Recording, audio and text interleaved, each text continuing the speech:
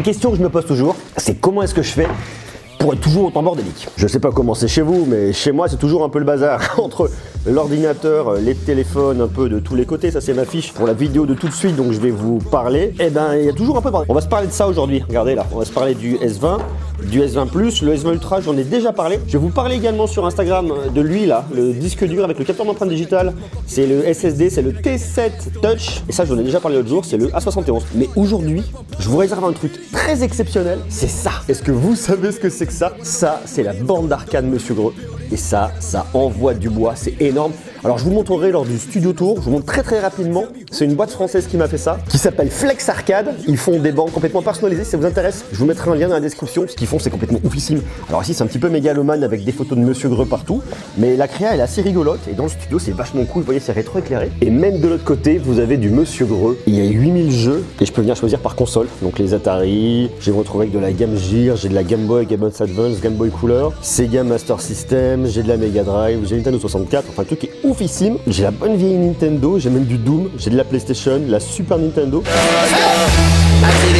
Aujourd'hui, on va pas parler de console, on va pas parler de jeux, voilà, reconnaissance du visage.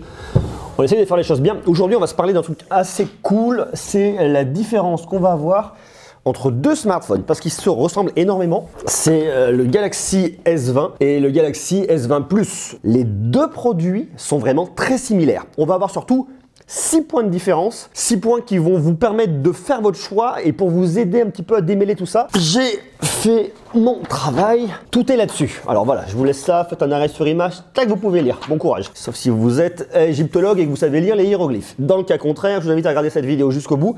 Vous allez voir qu'en fait, sur les 6 points, il y en a en fait très peu qui vont vous permettre vraiment de faire la différence entre ces deux smartphones. Je vais donc tout vous dire, je vous invite à visionner cette vidéo jusqu'au bout et dès maintenant à me laisser des jolis pouces et à marquer toutes vos questions, interrogations, suggestions, tout ce qui pourrait aider et apporter au débat, bien évidemment, en bas, en commentaire.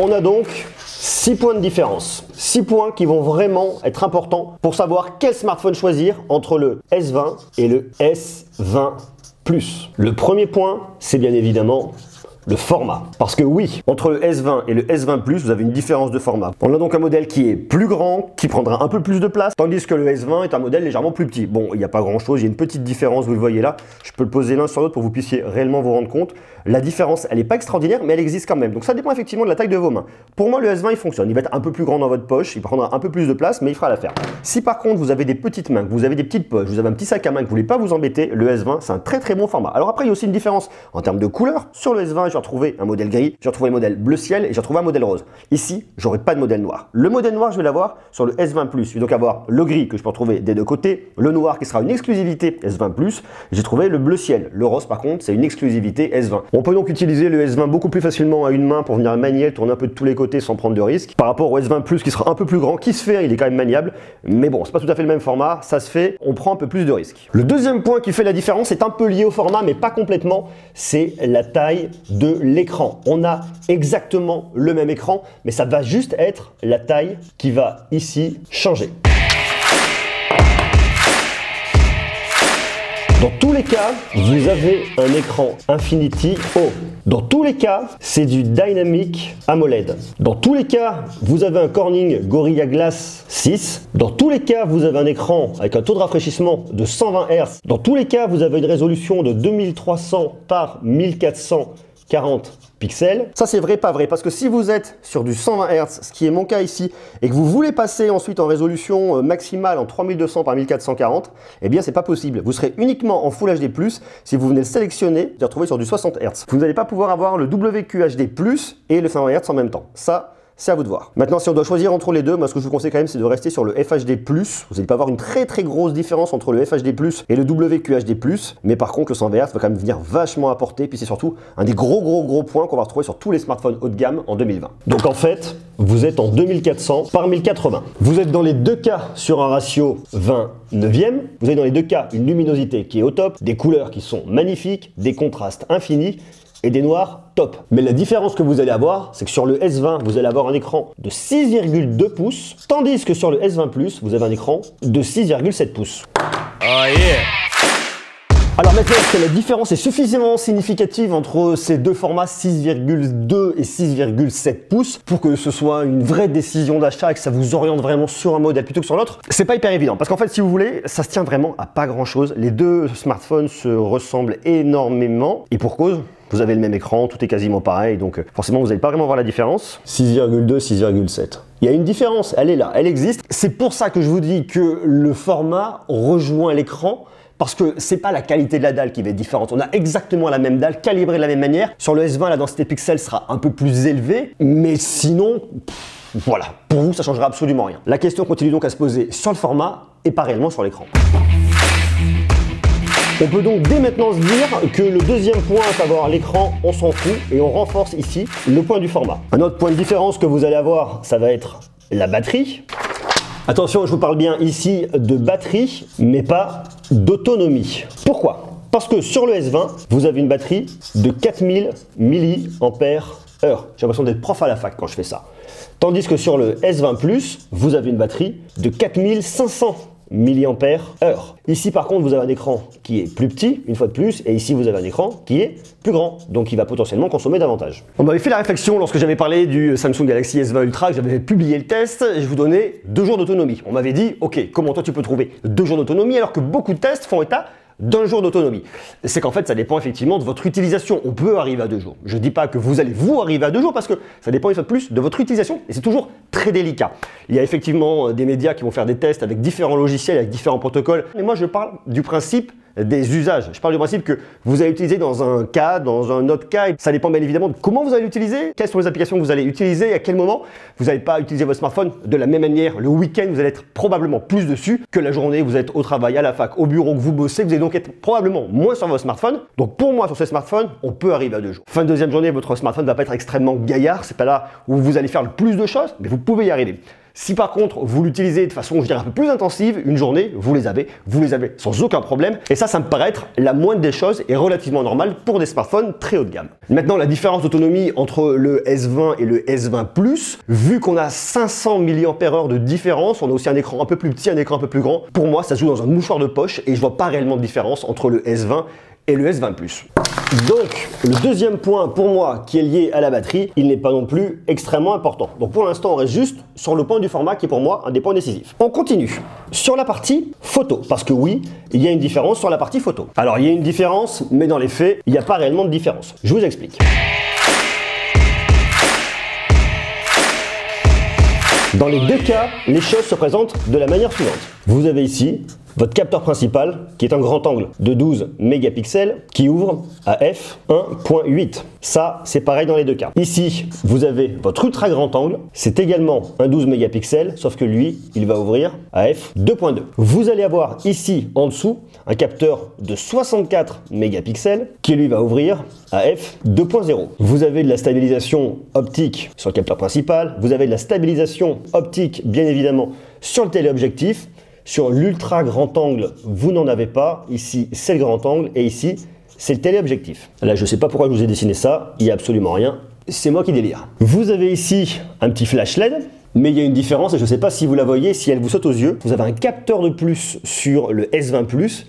Il se situe juste là. Ici, c'est ce qu'on appelle la caméra TOF qui va venir mesurer la distance entre vous, lorsqu'on vient vous prendre en photo, le smartphone est là, vous êtes là, et entre le fond que vous avez, que ce soit des immeubles, que ce soit ce que vous voulez, ça vient calculer pour vraiment vous sortir un flou d'arrière-plan, que vous soyez net et que tout ça, ça soit flou. La question est, est-ce qu'il y a un quelconque intérêt à avoir une caméra TOF à 100 € d'écart? Est-ce que vous allez faire beaucoup de photos avec le mode portrait? D'autant plus que je ne sais pas si vous avez regardé, mais je vous l'ai présenté lors de mon test du Samsung Galaxy S20 Ultra. Et bien globalement, les nouveaux smartphones de Samsung ne gèrent pas extrêmement bien les hautes lumières lorsque vous allez faire des photos en mode portrait. Donc est-ce que vous allez faire beaucoup de photos en mode portrait? J'en suis pas convaincu. Donc de fait, est-ce qu'on a une différence qui est liée à la photo? Bah j'en suis pas persuadé non plus. Donc ça c'est bien, mais c'est pas suffisant. Il y a aussi une différence qui va se faire au niveau du stockage. Parce que sur le S20 et sur le S20 Plus, vous avez dans les deux cas 128 gigaoctets de stockage. Sauf que oui, mais pas réellement. Il y a une différence, c'est que sur le S20 Plus, vous allez pouvoir monter jusqu'à 512 gigas de stockage et uniquement sur le modèle 5G. Alors vous avez effectivement un modèle 5G qui existe sur le S20, mais vous l'aurez uniquement en 128 Go de stockage. Bon, alors ça, c'est bien, la partie du stockage, elle est importante, mais elle est surtout liée à un dernier point, qui est le 6e point, et qui pour moi est d'un point les plus importants avec le format, c'est la question du prix. Parce qu'à un moment ou l'autre, ces deux smartphones, ils ne sont pas gratuits, et c'est souvent là-dessus que ça se joue. On a donc ces deux smartphones. Sauf qu'en réalité, ces deux smartphones, ils existent dans deux configurations différentes. Une version 4G et une version 5G. Sur le S20 Ultra, la question se pose pas, il est uniquement 5G. Mais là, par contre, on a le choix. Bon, alors ça, c'est bien, mais pour moi, c'est une question qui est un peu merdeuse. Je vous explique pourquoi. Parce qu'en fait, vous avez le choix entre deux technologies de connexion réseau. La 4G que vous connaissez actuellement, que vous utilisez probablement depuis de nombreuses années, donc vous connaissez, il n'y a rien de bien nouveau là-dessus. Par contre, vous avez la 5G. Aujourd'hui, la 5G, c'est l'inconnu, on ne connaît pas les tarifs des opérateurs. Vous allez donc vous dire, ok, si j'achète un smartphone plus cher, je vais vous donner les tarifs dans quelques instants, si donc je fais l'investissement financier, qu'est-ce que je vais réellement avoir? Alors, on sait effectivement aujourd'hui que la 5G ira plus vite que la 4G, mais ça c'est juste la partie émergée de l'iceberg. Il y a bien évidemment la 5G en termes de connexion rapide, mais il y a aussi une deuxième 5G qui va arriver en termes de connectivité. Tous vos appareils interconnectés. Il y a la 5G qui va être la grosse révolution des objets connectés, ce qu'on appelle l'IoT. Et aujourd'hui, c'est compliqué de se dire, ok, je vais mettre plus d'argent sur un smartphone, alors qu'on n'arrive même pas à imaginer ce que vous allez avoir comme gain, en gain de vitesse de connexion, ça on l'imagine, mais tout le reste aujourd'hui, c'est très compliqué de l'anticiper. Donc ça reste une question un peu délicate. Et c'est pour ça que je vous dis que c'est une question qui est relativement merdeuse. On a donc des tarifs différents. Ici, sur le smartphone de base, le S20 en 4G, vous êtes à 909 €. Si vous voulez la même chose là-dessus, il faut rajouter plus 100 €.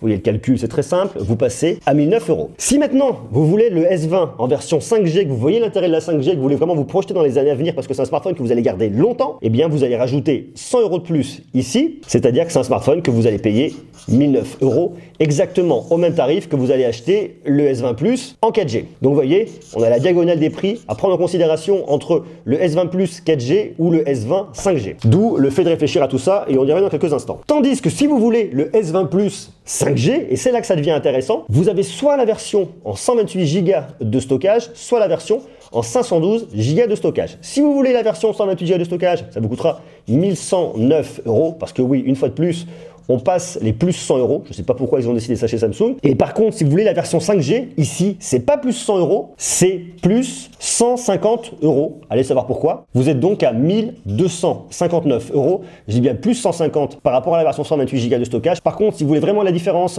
par rapport au S20 Plus 4G et au S20 Plus 5G 512 Go de stockage, vous voyez, ça fait plus 250 €. Donc là, il y a quand même un vrai gap. Mais une fois de plus, vous arrivez sur un plus gros stockage. Ça vaut le coup de se poser la question. Donc la question du stockage, elle se pose uniquement sur la configuration S20 Plus 5G en 512. Est-ce que pour vous c'est important d'avoir 512 Go de stockage tout en sachant que vous avez en plus une carte micro SD et vous allez pouvoir monter votre smartphone jusqu'à au moins 1 Tera sans aucun problème. Donc je dirais dans tous les cas le modèle S20 Plus 5G 512 Go de stockage, je l'oublierai. Hors besoin particulier, la version 512 Go de stockage à 1259 €, on l'oublie. On se pose donc la question entre ces trois tarifs, 1109 €, 1009, 1009 et 909. Et en fait, on revient à nos problématiques importantes. On a dégagé la question du stockage et on se retrouve donc sur deux problèmes. Le problème numéro 1 qui est la question du format et le problème numéro 2 qui est la question du prix. Mais la question du prix soulève une autre question, c'est la question de la 4G versus 5G. Et là, on fait comment? Parce que je sais, hein, j'imagine, hein, vous vous dites, ok, smartphone 5G, la 5G n'est pas encore arrivée, est-ce que ça vaut le coup? Je sais pas. C'est là, vous voyez, on est dans une période de transition qui est un petit peu merdeuse parce que j'emploie beaucoup ce mot aujourd'hui, j'aurais peut-être pas, je suis désolé si ça peut vous offusquer, mais cette période est un peu compliquée parce que il faut commencer à lancer la machine, il faut commencer à vendre des terminaux 5G pour que vous puissiez, vous, avoir la 5G quand les offres seront disponibles chez vos opérateurs. Sauf qu'aujourd'hui, le bénéfice de la 5G, on le calcule pas nécessairement, on le voit pas nécessairement, on peut le calculer d'un point de vue financier, ce que ça va vous coûter, du point de vue du device ici, mais pas forcément du point de vue de l'abonnement. Un abonnement 5G va vous coûter forcément plus cher que ce que vous payez aujourd'hui sur l'abonnement 4G. Il y a bien évidemment tous les coûts des équipements, il y a tout plein de choses qui vont arriver avec, donc ça va forcément coûter plus cher. J'imagine que pour emmener du monde à la 5G, vous allez avoir des offres sur une première année du point de vue des opérateurs, parce que si un opérateur arrive, je sais pas moi, si vous avez par exemple un abonnement à 30 € par mois, je prends ça un peu au hasard. Si on vous dit maintenant votre abonnement va vous coûter 40-45 € par mois, du jour au lendemain, vous n'allez pas switcher sur la 5G. Vous allez vous dire pourquoi je vais aller rajouter de l'argent pour un truc qui permettra d'aller plus vite, alors qu'aujourd'hui ce que j'ai me convient relativement bien. D'autant plus que la 5G va concerner une partie des zones en France, même si la couverture va être quand même relativement large au début et va s'étendre, il y a plein de zones qui ne l'auront pas, notamment les zones rurales et les villes intermédiaires et les villages. Donc la question de la 5G, tout de suite, elle touche pas tout le monde. À mon avis, ce qu'ont faire les opérateurs, on le verra, hein, ça va pas tarder à arriver, c'est qu'ils risquent de vous proposer des forfaits 5G quasiment au même tarif que ce que vous allez avoir avec de la 4G pour vous emmener sur l'abonnement 5G, au même tarif pendant probablement un an, et ensuite, bim, on arrive sur le vrai tarif. Sauf qu'entre-temps, vous aurez expérimenté la 5G, vous aurez vu l'intérêt. Potentiellement, est-ce que ça vous aura convaincu ou pas? Et une fois qu'on a mis le pied dedans, en règle générale, on y reste. La question aujourd'hui de se dire, est-ce que je pars sur un device 4G ou un device 5G, c'est une question un peu ennuyante. Je préfère que Samsung tranche et se mouille un peu plus. Autant ils sont mouillés avec le S20 Ultra, mais c'est un peu facile parce que c'est le smartphone qui fait ce qu'il y a de mieux. On n'aura pas pu vous vendre ce qui se fait de mieux sans vous mettre de la 5G, ça n'aurait pas eu de sens. Là par contre, on vous laisse le choix et ça reste malgré tout un choix un peu cornélien. Alors de mon point de vue purement technophile et en regardant un peu ce qui se passe, en ayant vu un peu les opérateurs, en ayant vu pas mal de choses à droite à gauche, je pense qu'aujourd'hui, si vous avez les moyens, si financièrement ça passe, achetez un smartphone 5G parce que vous allez avoir un vrai gap. La 5G va mettre du temps à s'installer. La 5G d'un point de vue purement connexion, il va y avoir un réel intérêt parce que vous allez avoir des débits qui sont beaucoup plus intéressants. Mais la 5G, c'est bien plus que ça. On va pas s'en rendre compte en 2020. Peut-être un petit peu en 2021, mais surtout en 2022. La question aujourd'hui, c'est vous achetez un smartphone, est-ce que vous allez l'acheter pour un an? Est-ce que vous allez le changer l'année prochaine? Ou est-ce que vous comptez le garder 2 ans, 3 ans? Ça reste quand même malgré tout un investissement. Si vous comptez le garder 2 ans, 3 ans, je vous invite tout de suite à acheter un smartphone 5G pour être vraiment compatible avec les offres qui vont arriver et vraiment pas louper le coche technologique. C'est en tout cas le conseil que je peux vous donner, mais une fois de plus, c'est pas moi le ministre des Finances, c'est pas moi qui détiens la clé de votre budget, donc ça dépend une fois de plus de vous. Si vous en avez la possibilité, prenez de la 5G, n'allez pas sur la 4G. Si maintenant c'est un peu compliqué, vous allez sur la 4G, vous aurez un très bon appareil avec exactement les mêmes performances, vous aurez un truc qui marche parfaitement bien et vous ne serez pas déçu. Et rien ne vous empêchera, dans 1 an et demi, 2 ans, si vous pouvez vous le permettre, de basculer sur un smartphone 5G. Bon alors, la question 4G versus 5G, c'est résolu. Donc toute la partie ligne 4G, on l'oublie. Il nous reste donc à trancher entre 2 modèles, soit un modèle qu'on va payer 1009 €, soit un modèle qu'on va payer 1109 €. On a donc un écart de 100 € entre 2 modèles. Donc on en revient là. Qu'est-ce qui va vous faire dépenser 100 € de plus ou 100 € de moins? Eh bien, c'est une fois de plus la question du format. Bon, alors, je sais pas que j'étais contorsionniste. Je vais pas vous refaire la question du choix du format. Ça dépend une fois de plus de vous, ça dépend de votre taille de main, ça dépend si vous voulez un petit format ou un grand format.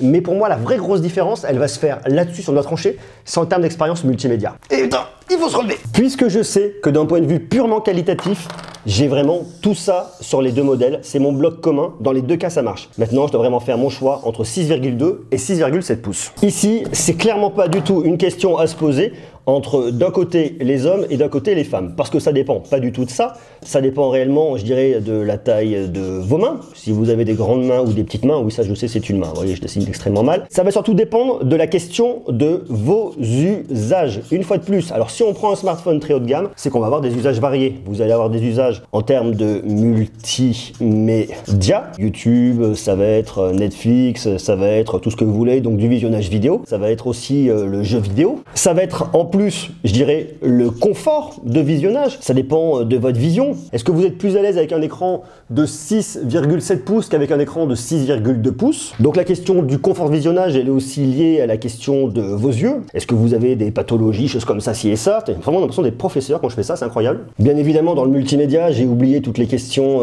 d'Instagram, toutes les questions de TikTok, les questions de Facebook, Snapchat et compagnie. Donc en fait, on a 3 gros points à se poser. Si vous avez des mains qui sont pas trop grandes, un peu petites, vous allez sur le S20. Si vous avez des mains de bûcheron, je mets un B pour bûcheron, hein, on reste dans les stéréotypes, vous allez sur le S20 Plus. Ça, c'est uniquement cette question-là. Si maintenant, vous êtes dans les usages multimédia et que vous voulez du confort de visionnage, non pas pour des questions de problématiques de vos yeux, mais que vous voulez vraiment être tranquille, moi, ce que je vous conseille, c'est le S20 Plus. Et si vous avez des pathologies, moi, ce que je vous conseille, c'est le S20 Plus. Parce que si on revient un petit peu à ce qui se fait en 2020, une taille d'écran de 6,2 pouces, c'est quelque chose de très moyen. On est sur un format un petit peu standard. Par contre, 6,7 pouces, on fait partie quand même des grands écrans. Donc il y a vraiment un choix à faire. Et ce choix-là, malheureusement, je ne peux pas le faire à votre place. Je vous donne vraiment les clés, la question des usages, la question des formats, la question de votre main. Donc bien évidemment, il y a aussi la question du tarif. Donc tout ce bazar, on va essayer de s'y retrouver pour récapituler un peu les choses claires. clairement. On a donc deux smartphones, le S20, le S20 Plus. Pour moi, le S20, c'est le petit format qui est quand même aujourd'hui relativement compact par rapport à ce qu'on peut trouver en 2020, qui sera super en termes de technologie et qui va vous coûter moins cher. Vous allez pouvoir avoir bien évidemment de la 5G et tout ça à 1009 €. Si par contre vous voulez un grand format qui est vraiment optimisé pour le multimédia,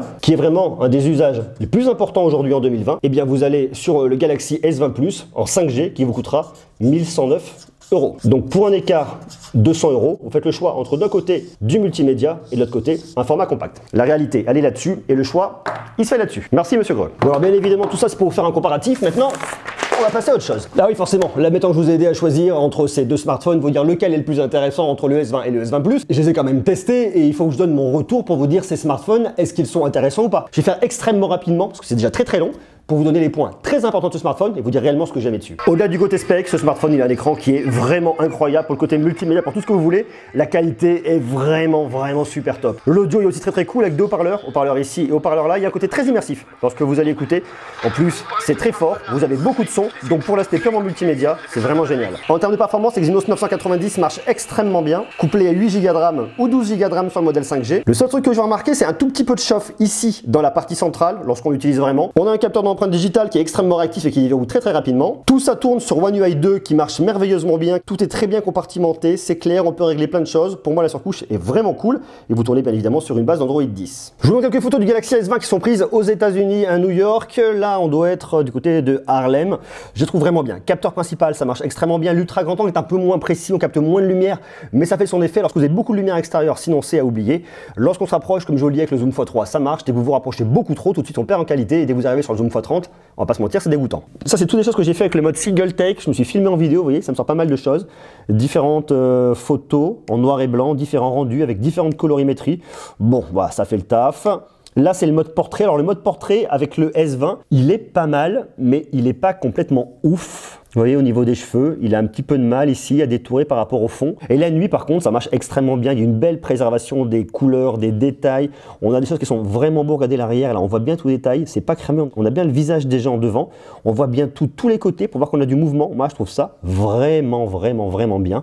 Alors, bien évidemment, sur l'ultra grand angle, tout de suite, c'est beaucoup moins bien parce que c'est pas stabilisé. C'est très difficile et surtout pour moi. Mais dès qu'on est sur le capteur principal, ça marche. Et même si on vient zoomer un tout petit peu, ça fonctionne. Mais si on vient zoomer beaucoup trop, une fois de plus, on va venir perdre en qualité. Voilà des photos qui sont prises avec le S20 Plus. Là, on est dans le métro à New York. Regardez, on voit très bien les détails en bas. Le ciel est pas cramé. Il y a un très bon équilibre, un très beau travail logiciel fait là-dessus. On peut venir zoomer une fois de plus, on va perdre un petit peu en qualité, ce qui n'est pas anormal. Mais dans l'absolu, que ce soit sur le S20 ou le S20 Plus, le rendu au niveau des photos est vraiment extrêmement qualitatif. Photo de nuit, c'est exactement la même chose. Vous allez avoir sur le S20 et le S20 Plus, on a les mêmes capteurs. Vous avez le même processeur derrière, l'Exynos 990. On a exactement la même chose en termes de RAM. Donc le rendu est exactement le même. La vraie différence, je vous l'ai dit tout à l'heure, elle se fait bien évidemment sur le capteur TOF. Donc que ce soit des photos de nuit, des photos de jour, des photos de nourriture, c'est exactement la même chose. Voilà, vous savez tout sur ces deux nouveaux smartphones de Samsung S20, S20 Plus. Il y a également les S20 Ultra, mais je vous renvoie une fois de plus sur ma vidéo test pour tout savoir. Smartphone qui est extrêmement bien aussi, très performant, très puissant. Maintenant que vous savez exactement ce qu'il en est, vous savez faire votre choix, je vous invite, s'il vous intéresse, à passer par les liens que vous avez en bas dans la description pour me filer un petit coup de main et faire évoluer la chaîne. Donc ça, c'est plutôt cool. Une fois de plus, je vous invite à vous abonner et à me dire si des tests comme ça vous intéressent. Est-ce que ça vous intéresse qu'on décortique tout et que je vous dise à la fin, c'est celui-là qu'il vous faut, si vous êtes dans ce cas-là, ou c'est celui-là. Si vous êtes dans ce cas-là, dites-moi si ce format de test comparatif vous plaît bien évidemment. Je vous invite une fois de plus des jolis pouces, à vous abonner, enfin vous connaissez l'histoire. Sur ce, je vous fais des gros bisous. Je vous donne rendez-vous dès demain pour continuer à parler de tech. Il y a plein de choses à venir, il y a plein de produits, plein de nouveautés. On est en pleine phase de lancement de plein de produits sur toutes les grandes nouveautés. Alors c'est un peu compliqué en ce moment à cause du coronavirus. Il ne peut pas y avoir de grands lancements comme on le fait un petit peu habituellement. C'est plus des petits rendez-vous avec différents journalistes. Donc c'est un petit peu compliqué. Sur ce, on fait quand même avec. On va quand même avoir les produits, on va quand même les voir. Donc je vais vous en parler. Je vous invite donc à vous abonner et ça se passe juste ici, si c'est pas déjà le cas. Sur ce, je vous embrasse. Je vous donne rendez-vous demain. On continue à parler de tank, on continue à parler de tech. J'arrive plus à parler. Voilà, bisous. À demain. Ciao.